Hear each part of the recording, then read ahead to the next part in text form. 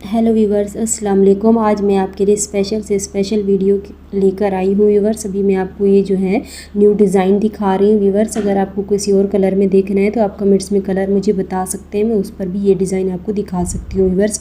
ये हाथ की कढ़ाई है जो मैं अभी आपको दिखा रही हूँ वीवर्स। ये देखिए, ये इसके बाजू बने हुए हैं, देखिए कितने खूबसूरत बाजू बने हुए हैं। ये आपके लिए मैं वीडियो बनाती हूँ, आप मुझे लाइक और सब्सक्राइब कर दिया करें प्लीज़। अगर आपको ये कलर पसंद हो या डिज़ाइन तो आप मुझे कमेंट्स में बता दें कि कितना खूबसूरत और शानदार वीवर्स बना हुआ है। अभी आप ये देख सकते हैं, ये हमने मोतियाँ लगाई हुई है वीवर्स। ये देखिए, ये हाथ सील हमने लगाई हुई है, इसके ऊपर बहुत मेहनत की है वीवर्स।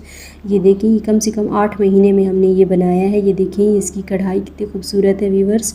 अभी आप इसे गौर से देख सकते हैं, मैं आपको करीब से दिखा रही हूँ वीवर्स। ये देखिए, ये जो है हमने बहुत मेहनत से बनाया है वीवर्स। ये देखिए, इसकी बेन बनाई हुई है मैंने, ये जो है बेन पट्टी बनाई हुई थी वीवर्स। ये इसके बाजू देखिए कितने खूब